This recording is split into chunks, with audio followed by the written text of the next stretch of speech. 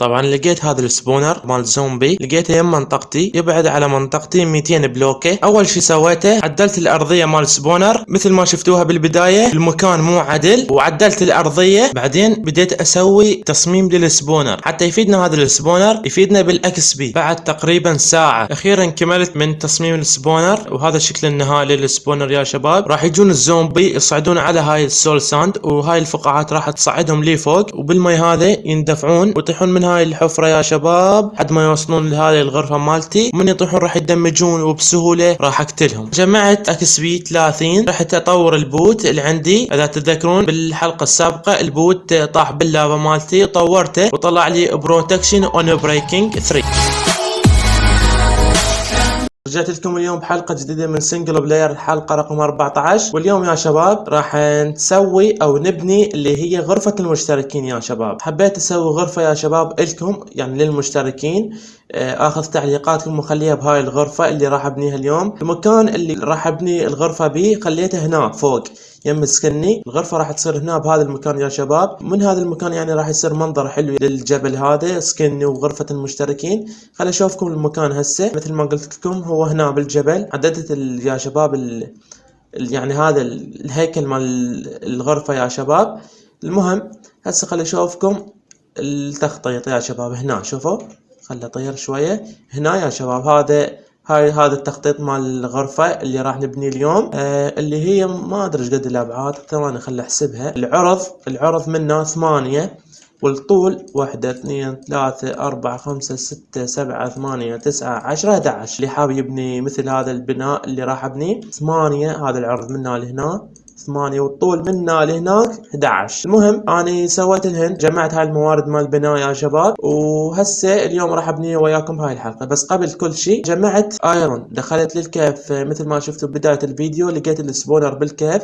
من دخلت للكهف ردت اجمع ايرون حتى اكبر هذا البيكون اللي عندي. اريد اكبره وجمعت ايرون، ولقيت السبونر اللي شفتوه بدايه الحلقه. هذا الايرون جمعته، كان عندي 24 بلوكه ما كفن، وسويت هذا اللي هو من بلوكه واحده. البيكون ما قاعد تشوفون من بلوكه واحده. خلينا نجيب هذا الايرون كله ونجيب هاي البلوكه. نسوي هذا الايرون يا شباب كله بلوكات.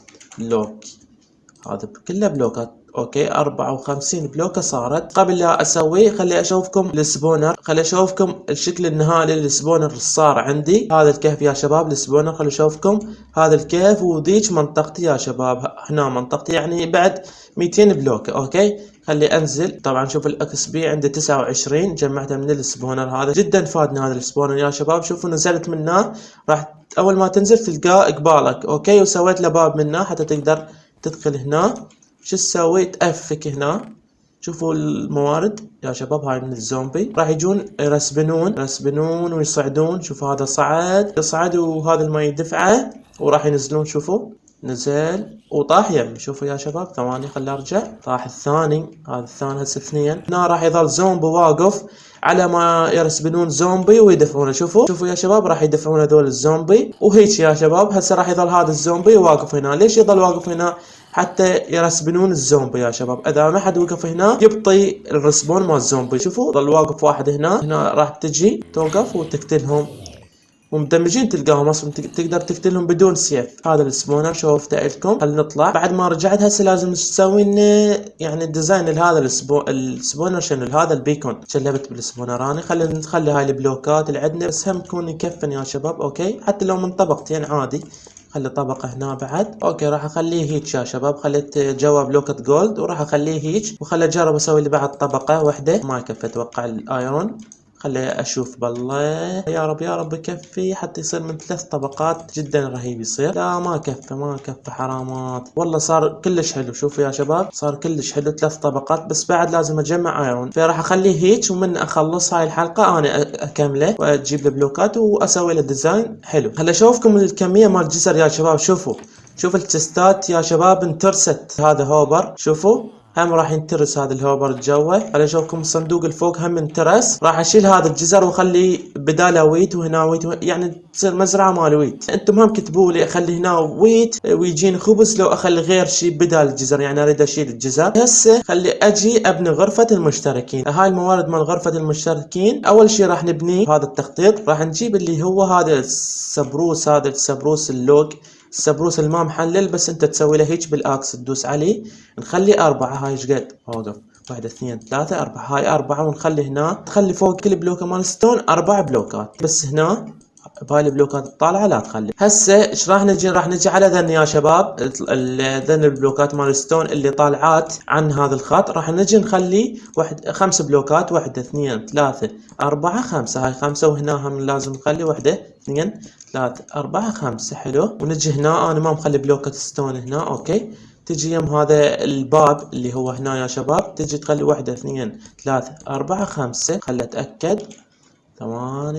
يب كله صحيح. راح نجيب اللي هو هذا الخشب المحلل، راح نخلي بالارضيه هاي الخضراء، هذا عوفو، هذا يا شباب محروث عوفو. نخلي بهاي الارضيه الخضراء. اوكي. نخلي هذا الخشب الما محلل، بس خلي اشيل الدي. او ماي جاد، وات ذا هيل، او ماي جاد، شنو هذا؟ 8. تجيب الباكيت خلي هنا واصعد بسهولة. راح نجيب هذا الخشب الما محلل المحلل، تخليه كأرضية للغرفة. بس خلي أقولكم انه هاي ظلت راح نشيلها يا شباب، ونخلي هاي الخشب الما محلل، بس انت تدوس عليه بالاكس هيك كليك يمين. راح نجيب الكابل ستون ونخلي 1 2 3 4. ونخلي هنا هم 4 يا شباب، وبهذا الفراغين نخلي 4. تمام. تخلي بعد وحدة هنا، وتخلي هذا السقف هيك يا شباب، وتخلي 8 بالنص، تخلي بلوكتين، يعني تتأكد 1 2 1 2، وهذا النص تخلي بلوكتين. حلو. راح ننزل نخلي هذا الستيرز كابل ستون، نخلي 2 بهذا الشكل يا شباب. شوفوا هذا الباب صار عندك بهذا الشكل. بعد ما خلينا هذا راح نجيب التراب دور نخلي 1 2 3 و4. خلينا 4 بهذا الشكل. نجيب الجانب الثاني نخليهم 4 تراب دور. شوف البيكون يا شباب، والله رهيب. بس بعدنا ما مكمله، لان هذا الديزاين بعده ما كامل. راح اجيب وين هذا الخشب. اوكي. راح نخلي خشب ما محلل فوق هذا التراب دور. اجي من هاي الجهه هم اخلي خشب ما محلل فوق هاي التراب دور.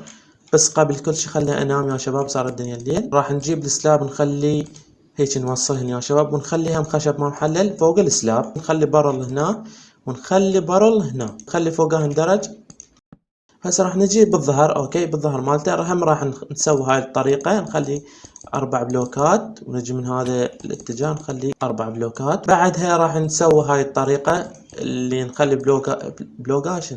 بلوكة فوقها، ونخلي هذا هم هيجي، ونخلي بلوكة هنا. اتوقع هيك صحيح يا شباب. نخلي هسه جلاس. اوكي. صار عندي هذا الشكل. هسه راح نجي من هاي الجهة اللي ورا، نسوي مثل ما سوينا هناك بالوجه الامامي.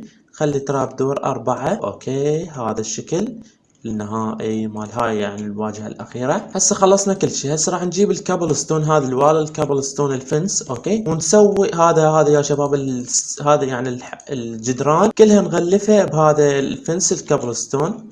خلي اشوفكم هيك تسوون. شوفوا شلون صار المبنى من الداخل. خلي اشوفكم من بعيد. شوفوا يا شباب هذا المبنى من الداخل، وهذا المبنى اذا تريد تدخل للغرفة. اوكي. جبل هم راح اسوي له طريق يعني اعدله حتى نقدر نصعد للغرفة هاي يا شباب. هسه راح نجي نسوي السقف مال الغرفة سلاب الدارك. اوكي. نخلي خليت وحدة بهاي هذا العمود ال4 بلوكات. النوب تطلع بلوك سلاب بات 2. اوكي. هيك يعني. هسه راح توصل لاخر شيء، وصلنا لهذا العمود ابو ال4 بلوكات. هم تطلع بلوكتين او سلابات 2، يعني راح يصير عندك 15 سلاب. من هاي السلاب الى هاي السلاب 15 سلابايه. راح نجي للجهه الثانيه هم نفس الطريقه، نجي نخلي سلابات 2 نطلع. اوكي. هسه راح نجيب اللي هو راح نجيب هذا السبروس بلانك الخشب المحلل، لا مطرت، ونخلي هنا بلوكتين، ونخلي او ماي جاد كل شيء ما قاعد اشوف. اتمنى الفيديو واضح عندكم. هاي شو تسوي الدجاج هنا يا شباب، شو تسوي نولج. اوكي. خلينا بلوكات 2 هنا، يعني بهذا الفراغ. شوفوا يم هاي البلوكات مال ستون تخلي 2، وتخلي بالجهة الثانية 2. هسه راح نجي نخلي سلاباية وحدة هنا فوق، يعني تصير مثل البلوكة، ونخلي بلوكة هيك، نخلي سلاب هنا وسلاب هنا، خلي بلوكه، خلي سلاب هيك ووحده هيك. نايس لحد الان صحيح. طبعا طريقة سهلة راح اعيدها وياكم. تخلي سلاباية واحدة فوق هاي السلاباية، وتخلي بلوكه، وتخلي هنا يم البلوكه سلاباية وفوقها سلاباية، وبعدين من توصل هنا تخلي بلوكه. نايس وسلابات اثنين صايرات. شوفوا يا شباب ابداع ابداع. هسه راح نجي للجانب الخلفي نفس الطريقة يا شباب. شوفوا سلاباية بلوكه، سلابايات اثنين بلوكه، وسلابايات هيش طالعات اثنين. نايس. راح نجي نخلي فوق هذا السلاب هم سلاب. اوكي يعني يصير عندك هيك مثل البلوكه. طبعا هيك مثل البلوكه يصير عندك، تخلي يعني فوق هذا السلاب سلابايه واحده. خلي اكملها. بس راح تجي هاي البلوكه ما تخلي السلاب فوقها هيك، لا شو تسوي؟ تخلي بلوكه كامله. شوفوا يا شباب تخلي بلوكه كامله مو سلاب، لا غلط، بلوكه كامله. خلي اسويها. راح تجيب هذا السبروس سلاب وتخلي هيك يا شباب. شوفوا مو كله دارك، لا سبروس هذا المره. وهنا هم لازم تخلي السبروس سلاب يا شباب تكمله وياه. اوكي راح نجي للجهه الثانيه نفس الطريقه. تخلي سلابات هنا يا شباب. هسه بقت عندنا هذا السقف. ايش راح نسوي له؟ تجيب له دارك وتخلي له هيك، خلي دارك يعني. اوكي خلي كامله. شوفوا يا شباب يعني راح يصير عندك الشكل مال السقف بهذه الطريقه. اول اثنين دارك، وثاني اثنين سبروس، وبالنص دارك. طبعا كملت الغرفه. بس راح نجي نخلي تراب دور هنا. حلو هنا بعد واحد. اوكي نخلي لانتيرنات اثنين، وتعوف بلوكه يا شباب، تعوف بلوكه. بعد ما عبت البلوكه تخلي تراب دور. اوكي وتخلي لانتيرنات اثنين، تخلي تراب دور. حلو هنا تخلي لانتيرنات اثنين، وتخلي هنا تراب دور. شو السقف راح يصير عندك يا شباب؟ شوفوا والله شي رهيب. هسه خل اشوفكم شكلها من يعني من جوا. اوكي من هاي المنطقة خل اشوفكم. انا يعني طبعا متعمد خليتها فوق حتى يصير منظر حلو يا شباب. واحد اثنين ثلاثة جاهزين. اوكي تشوف الشكل يا شباب الرهيب مال الغرفة. والله جدا اسطورية. يم السكين مالتي. اللي اريده منكم انه تكتبوا لي تعليقات حلوة، او تقترحوا لي اشياء، او تكتبوا لي يعني افكار اسويها، او اي شيء اي شيء يا شباب تكتبون. اخر شيء خلي اسمي بغرفة المشتركين. طبعا جبت كرافتنج وراح اخليه هنا يفيدنا، ونجيب انبل نخليه هنا هم يفيدنا. خلي اشوفكم الطريقة يا شباب. نجيب شو اسمه الايتم فريم مثلا، نخليه هنا ونخلي الاسم هنا يا شباب. ثواني نخليه هنا، وان شاء الله هاي الغرفة نترسها كلها اسماء مال المشتركين.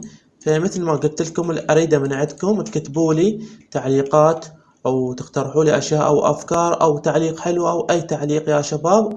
وكتبوا لي بالتعليق خلي اسمي بغرفة المشتركين، وان شاء الله انا راح اختاره يا شباب. وهذا كل شيء كان عندنا بهذا المقطع. اذا عجبكم لا تنسون تدوسون زر اللايك وتقدرون التعب يا شباب. والله لعبت بهذا المقطع. تشتركون بالقناة توصلون اكبر عدد من المشتركين. بس مع السلامة، باي باي، وانتظر تعليقاتكم يا شباب.